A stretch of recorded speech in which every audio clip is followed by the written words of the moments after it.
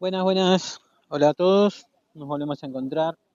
Hoy vamos a hablar de un tema un poquito más extenso, que son las reformas constitucionales de nuestro país. Eh, bueno, en principio decir que en nuestro país la Constitución Nacional es la ley fundamental que organiza el Estado y garantiza los derechos de todos los habitantes, como ya lo habíamos comentado en otras oportunidades.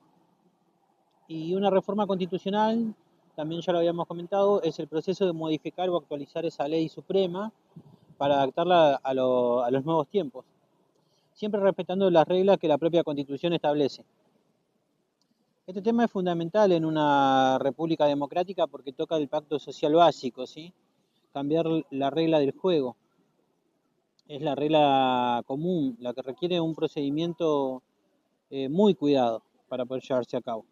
Y para entender esto hay que relacionar la reforma con el poder constituyente, que fue lo que veníamos hablando, que es la capacidad que tiene el pueblo para establecer o modificar la Constitución. Entonces, la pregunta es, ¿qué es una reforma constitucional? Bueno, una reforma constitucional consiste en modificar parcial o totalmente la constitución vigente, sin prescindir del ordenamiento jurídico, ¿no? No se trata de destruir una constitución, sino de actualizarla.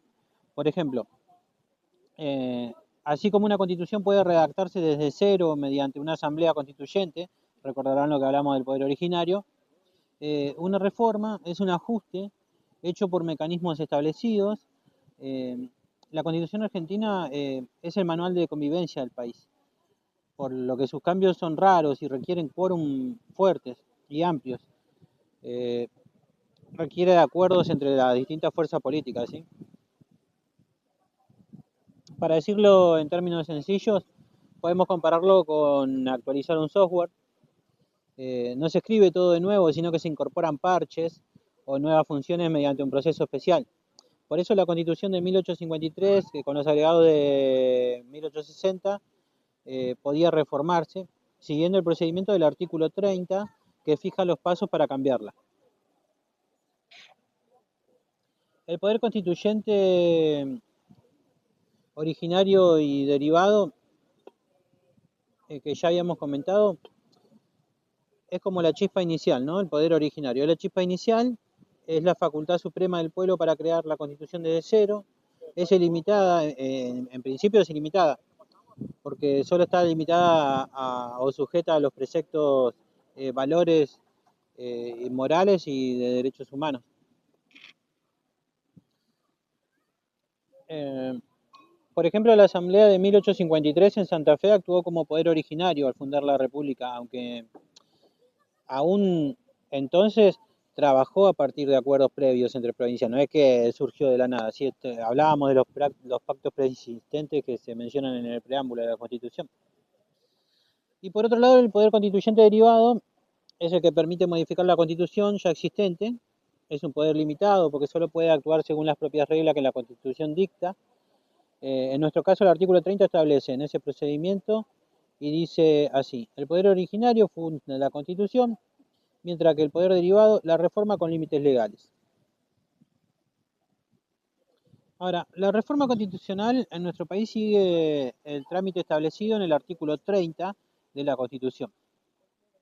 En líneas generales, el proceso es, primero, declarar la necesidad. El Congreso, que son los diputados y los senadores, tienen que declarar necesaria la reforma por votación especial y se requieren 2/3 de los miembros presentes. Eh, una vez aprobada la declaración, se convoca a una convención constituyente especialmente elegida para reformar la Constitución. Normalmente en la ley que convoca se fija un temario, ¿sí? Y por decirlo así, es la lista de artículos o temas a tratar. Así se acota el ámbito de la reforma. Los convencionales electos se reúnen usualmente y en varias sesiones para debatir y votar las reformas y pueden aprobar, rechazar o modificar los puntos del temario. Si la convención aprueba los cambios con la mayoría requerida, se incorpora al texto constitucional un nuevo texto reformado. Todo este procedimiento garantiza que la reforma sea legítima y consensuada, Si no se siguen estos pasos, por ejemplo, el Congreso disuelto o falta de quórum real, la reforma pierde validez y puede ser impugnada. En la práctica hubo debates históricos sobre algunos procesos, si habían cumplido o no eh, con los requisitos. Por ejemplo, en 1949 la UCR cuestionó si la votación en el Congreso se hizo con 2/3 del total de miembros o solo de los presentes. Oficialmente el mecanismo es como acabamos de describir. Bueno, resumen, ¿sí? El poder constituyente, dijimos que podía ser originario, ¿sí? Es el poder del pueblo, en su conjunto para crear una nueva constitución, no está sujeto a reglas previas, más allá del respeto a los derechos humanos. Un ejemplo es el de nuestro país, con la Asamblea Constituyente de 1853, que redacta la Constitución al fundarse la nación, ¿sí? Aunque, bueno, se basaba en acuerdos, como dijimos, preexistentes, que fue los que dieron lugar a la Constitución. El poder constituyente derivado, ¿sí? Es el poder de reforma de la Constitución ya vigente y solo puede ejercerse según lo que la misma Constitución permite en su artículo 30. Este poder es limitado, no puede reinventarse todo sin restricciones. Las reformas constitucionales de la historia de nuestro país fueron usando siempre el poder derivado, eh, salvo en caso de ruptura de orden institucional, hablamos de gobiernos de facto. Eh, bueno, en 1860 se dio la integración definitiva de Buenos Aires al resto de la Confederación Argentina, después de la batalla de Cepeda de 1859 y Pavón de 1861. Se firmó en aquel entonces el Pacto de San José de Flores, en el que la provincia de Buenos Aires acordó volver a la Confederación y proponer reformas al texto de 1853. El 23 de septiembre de 1860 se reúne en Santa Fe una convención constituyente ad hoc y hasta entonces Buenos Aires, que era la provincia rica por el puerto, se había separado y había conformado un estado aparte. El país vivió casi una década de división interna y en 1860 se pudo resolver el conflicto políticamente. Los actores principales se fueron, bueno, Alberdi, ¿sí? Quien prepara el Pacto de Flores, los dirigentes federales y unitarios y las autoridades de Buenos Aires y Santa Fe que negociaron. Tenían como objetivo incorporar a Buenos Aires al pacto constitucional común y para lograrlo Buenos Aires exigió cambios concretos que se discutieron en esa convención. Para acomodar el ingreso porteño, entre ellos se eliminó el antiguo requisito de que el Congreso Nacional tenía que revisar las constituciones provinciales antes de aprobarlas. Con esto se les devolvió más autonomía a las provincias y también se ajustaron normas sobre aduanas y la organización del gobierno federal. Por ejemplo, se acordó que la capital de la República se fijaría por ley a partir de sesiones de territorio. En resumen, se suprimió un mecanismo de control político del Congreso sobre las provincias y se adaptó la estructura del Estado. Esta reforma fue esencialmente aceptada como integración y no generó grandes protestas, porque casi todos querían la paz y la unión nacional. Algunos detalles como el destino final de la capital quedaron para resolverse más tarde. Con Buenos Aires de vuelta, la Confederación se consolidó como Estado Nacional y a partir de entonces la Constitución original de 1853 quedó vigente con esas modificaciones de 1860 y se dio por terminada la primera etapa fundacional.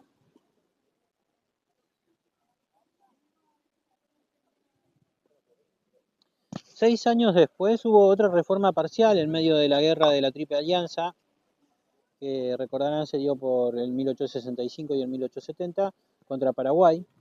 El 12 de septiembre de 1866, la Convención Constituyente volvió a reunirse en Santa Fe.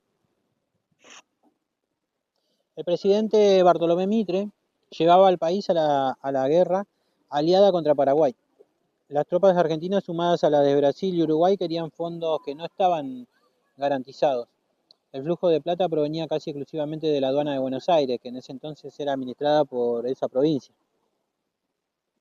Tenían como objetivo nacionalizar los ingresos de la aduana para financiar el esfuerzo bélico, y Argentina necesitaba que todo el impuesto de exportación pase al Tesoro Nacional.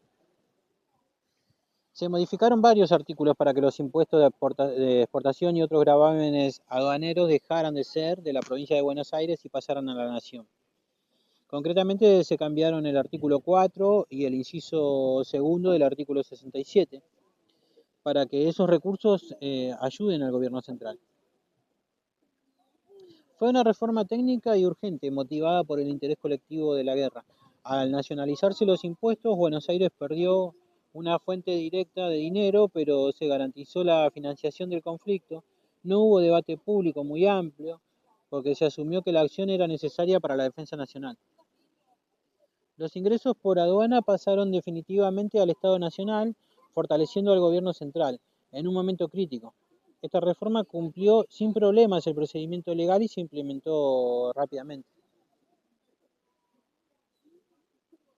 En el año 1868 tuvo su propia convención para ajustes constitucionales, convocada por el Congreso, por la ley 3507 del 20 de septiembre de 1897.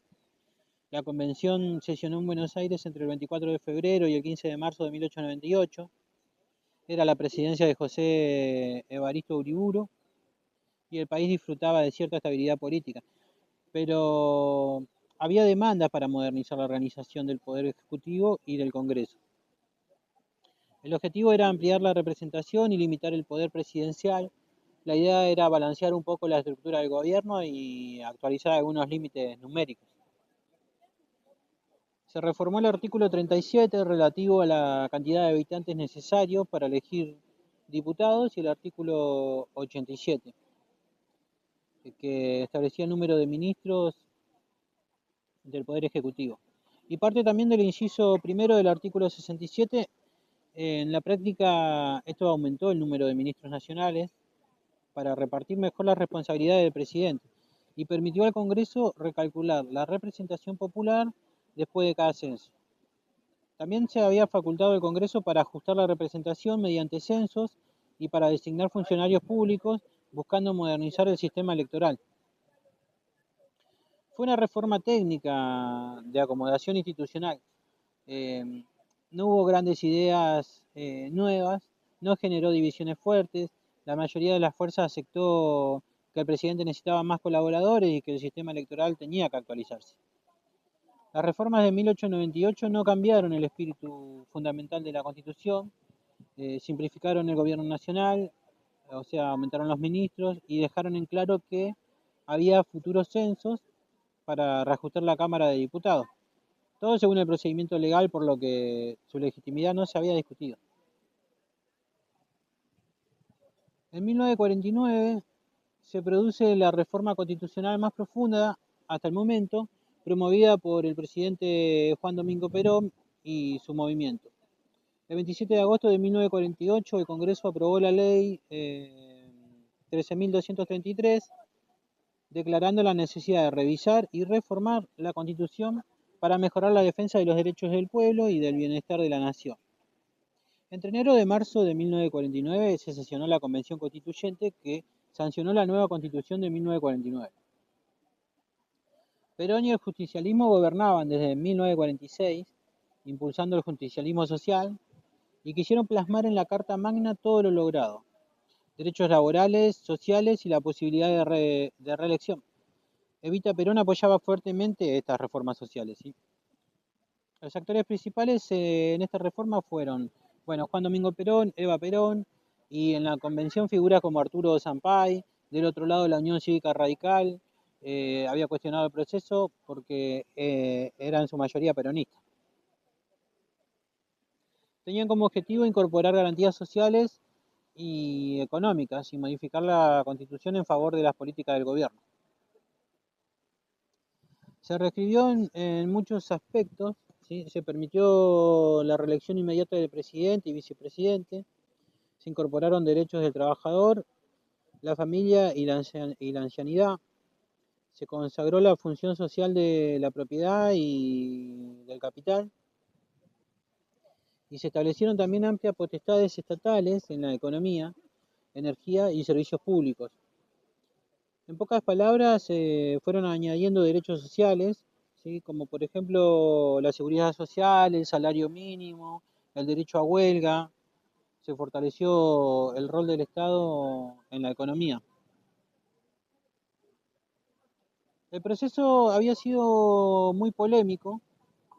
La oposición había acusado al oficialismo de apurar la reforma sin el quórum adecuado, mientras los peronistas decían que bastaba con 2/3 de los diputados presentes. La UCR sostenía que tenían que ser 2/3 de todos los miembros del Congreso.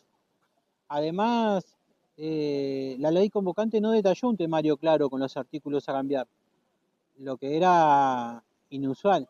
El debate llegó incluso a la convención. Algunos convencionales radicales se retiraron en protesta, aunque la mayoría peronista siguió adelante. La Constitución de 1949 entró en vigor con Perón, definió a nuestro país como una nación de trabajadores y permitió la reelección. Pero sus métodos controversiales minaron un poco su legitimidad. Cuando Perón fue derrocado en 1955, el nuevo gobierno militar derogó la reforma de 1949. Y todavía así, ese capítulo peronista dejó la huella al sumar muchos derechos sociales a la letra constitucional. Como resumen, la reforma de 1949 transformó radicalmente la esencia de la Constitución para incluir la justicia social, el estatismo económico y un mayor poder ejecutivo, aunque la validez después fue anulada. Tras el derrocamiento de Perón en 1955, el nuevo gobierno de facto de Pedro Aramburu y otros aprobó decretos para restaurar la constitución anterior, ¿sí? El 27 de abril de 1956 se proclamó que quedaba vigente la Constitución Nacional de 1853 con las reformas de 1860, 1866 y 1898 y exclusión de la 1949. Finalmente, el 24 de octubre de 1957 se reunió en Santa Fe una convención constituyente convocada por decreto de facto eh, con el fin de reformar la Constitución.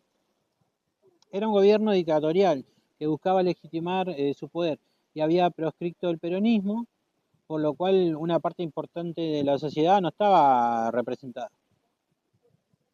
Los actores principales acá fueron los militares de facto y los sectores de la Unión Cívica Radical, que habían quedado divididas entre quienes querían participar y los que rechazaban la reforma porque no consideraban que sean adecuadas las condiciones.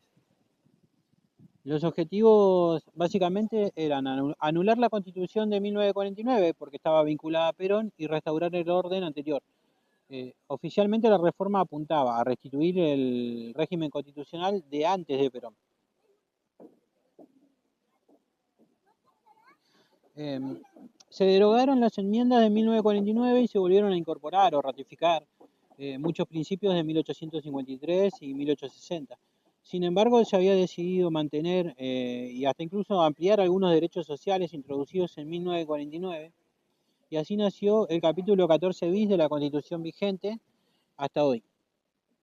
Se instituyeron los derechos laborales como el salario mínimo, la estabilidad del empleado público, el derecho de huelga, la protección social integral a la familia, la participación de los trabajadores en las ganancias de las empresas, etc. También se había ajustado nuevamente el artículo 67 sobre competencias del Congreso. Todo el proceso estuvo marcado por irregularidades y la reforma se hizo sin Congreso válido. O sea, el artículo 30 de la Constitución ya decía que era imposible llevarse a cabo la reforma con el Congreso disuelto. Eh, Además, la proscripción del peronismo había dejado al gremio y a muchos trabajadores sin voz en la convención, y estos vicios de origen de ilegalidad del llamado y falta de legitimidad popular habían provocado que la convención se fracturara. Varios representantes se habían levantado o votaron en blanco por protesta, y pese a eso la asamblea sesionó de agosto a noviembre, de 1957 y aprobó los cambios. A largo plazo, hay que decir que se restauró la Constitución vieja, ¿sí? La de 1853 con la reforma del 60, y se eliminó la de 1949. Quedó definitivamente en el texto constitucional vigente el capítulo 14 bis, legado social más duradero de ese periodo, pero la falta de procedimientos legítimos y la represión política generó que esta reforma careciera de apoyos de amplios sectores. Fue un intento de volver atrás que dejó una mezcla eh, de restitución liberal más conservadora, pero con algunos derechos sociales formales. En cuanto a la reforma constitucional, que data de 1994, fue el resultado de un acuerdo entre los partidos mayoritarios de entonces, ¿sí? El justicialista de Carlos Menem y la Unión Cívica Radical de Alfonsín. En enero de 1994 se firma el llamado Pacto de Olivos. Entre ellos y el Congreso sancionó la ley 24.309, declarando la reforma y estableciendo un núcleo de coincidencias básicas. La Convención Constituyente se reunió en Santa Fe y Paraná durante 1994, sancionando finalmente la reforma del 22 de agosto de 1994. Después de la restauración de la democracia de 1983, los gobiernos de Alfonsín y Menem habían buscado modernizar la Constitución, que tenía más de un siglo, para consolidar el sistema político. Tuvieron un diálogo interpartidario sin ruptura de orden institucional. Los actores principales en esta reforma fueron Carlos Menem y Raúl Alfonsín negociando el pacto, legisladores nacionales, convenciales de diversos partidos. Los objetivos que tenían eran cambiar aspectos de la estructura institucional y ampliar derechos sin alterar los principios básicos de 1853 y 1860. Se buscó adaptarse a la realidad electoral y política de fines del siglo XX. Se mantuvieron los ejes principales, pero se introdujeron novedades claves. Pasó el mandato presidencial de 6 a 4 años con posibilidad de una sola reelección inmediata. Se incorporó el voto directo para vicepresidente, antes era junto con el de presidente. Se incluyó el balotaje, que es la segunda vuelta, para asegurar que el presidente electo tenga la mayoría. Cada provincia y la ciudad de Buenos Aires eligió 3 senadores, 2 por la mayoría y 1 por la primera minoría, y antes había 1 por provincia. Se declaró la autonomía de Buenos Aires para elegir directamente a su jefe de gobierno o nuevos cargos, órganos. Se había creado el cargo de jefe de gabinete de ministros, designado por el presidente, y el Consejo de la Magistratura para nombrar jueces. Se exigió mayoría absoluta del Senado para confirmar jueces de la Corte Suprema o derechos y rangos. Se le había dado rango constitucional a varios tratados internacionales de derechos humanos. Quedaron jerarquizados con la Constitución. Otras cuestiones, se incorporó la figura de la cláusula pétreas, limitando cambios futuros a los artículos sobre la forma de gobierno, que es democrático y de derechos humanos. En general, el temario de 1994 tuvo un núcleo duro, acordado que la Convención no podía modificar más otros puntos abiertos. Los convencionales respetaron esos límites y aprobaron los cambios consensuados. Aunque hubo debates políticos, el proceso fue transparente y constitucional. Algunos criticaron el acuerdo en lo oscuro o la oportunidad política. El recorte de los mandatos presidenciales permitió la reelección de Menem, pero legalmente todo se hizo por el artículo 30. Y también hubo impugnaciones judiciales menores que la Corte rechazó, por ejemplo, sobre el número de convencionales o el alcance del temario. Pero la reforma se mantuvo firme. La reforma de 1994 es la que define la constitución de nuestro país, que está vigente. Constituye un equilibrio constitucional para un Estado moderno, adaptó cargos y elecciones y fortaleció derechos humanos. En el texto supremo también renovó la legitimidad del sistema político al requerir pactos entre las principales fuerzas, y desde entonces no hubo reformas mayores, más allá de algunas en constituciones provinciales. Y estas reglas fueron perdurando hasta el día de hoy. En conjunto, las reformas constitucionales argentinas muestran diversas maneras de usar el poder constituyente derivado. Podemos comparar algunos aspectos claves. Las reformas de 1860, 1866, 1898 y 1994 siguieron el trámite normal del artículo 30 con Congreso, 2/3 y Convención. En cambio, la reforma de 1949 se hizo en un clima polarizado y la de 1957 fue convocada en un gobierno de facto, sin Congreso legal, violando el artículo 30. Las de fines del siglo XIX, 1860, 66 y 98, fueron técnicas. Buscaban unificar el país y ajustar impuestos, ministerios o representación. Se centraron en la organización del Estado. Las del mediados del siglo XX, 1949, 1957, fueron ideológicas. La de 1949 había introducido derechos sociales y mayor estatismo. La de 1957 le quitó o matizó, excluyendo 1949, y consolidó algunos derechos laborales con el 14 bis. La de 1994 fue la modernizadora, no revolucionó la ideología base, sino que actualizó la estructura institucional, los mandatos, la justicia, los derechos humanos. Las reformas de 1860, del 66 y el 98 nacieron en gobiernos constitucionales y fueron aceptadas, aumentando la unión nacional. La de 1949 fue más controvertida, pero aplicada mientras gobernaba Perón. La de 1957 careció de pluralidad y hoy se la considera hecha al margen de las reglas democráticas. La de 1994 contó con amplio consenso político, incluso Alfonsín terminó apoyando la convención y se hizo respetando el procedimiento. Algunas reformas perduraron indefinidamente, ¿sí? La de 1860, la del 66 y el 98 siguen vigentes en gran parte, y otras fueron revertidas, que son la de 1949, que fue derogada en 1955, y las últimas, que el 14 bis de 1957 y la reforma de 1994, se mantienen. El contraste refleja cómo seguir o no seguir las reglas afecta a la estabilidad. Reformas legales dejaron legados duraderos, mientras procesos irregulares generan el rechazo y los retrocesos. En resumen, comparando con el poder constituyente originario, vemos que las reformas son mucho más limitadas. El modelo originario, como el de 1853, permite imaginar un país nuevo, cambiar fundamentos. El derivado exige usar solo las herramientas que la Constitución misma da. Ninguna reforma histórica reescribió totalmente la forma de gobierno, que es república representativa y federal, ¿sí? Esas cláusulas pétreas hoy no pueden cambiarse, ni siquiera con el artículo 30.